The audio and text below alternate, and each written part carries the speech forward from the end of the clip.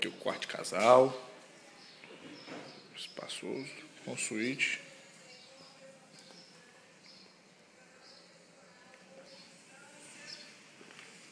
Banheiro. Tudo novinho.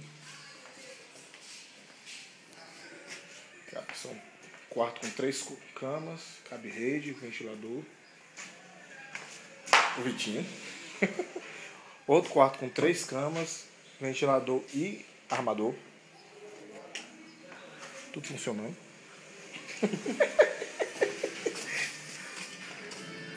Tamanho da sala. Mostra a sala da geladeira. Os dois quartos.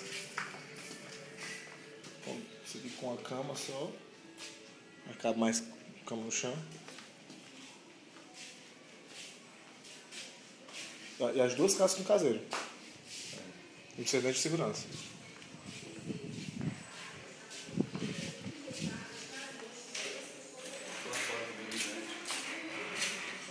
O quarto da geladeira. Os banheiros tudo novinho. Cozinha boa. E uma pequena área de lazer para os bebês correrem. Esse foi o problema que não tem piscina, né? Tem uma ducha. Certo. A casa era seria. Essa é da frente, né?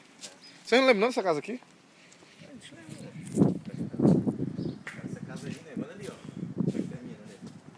Passava o dia inteiro com os pés sentados ali em cima daquela coisa ali. Inteiro, mano. Passava o dia todo encaixado. Acho que é. Seria ruim, né? Eu ia dormir aqui fora, certeza. Mas como é que tem uma casa dessa e não tem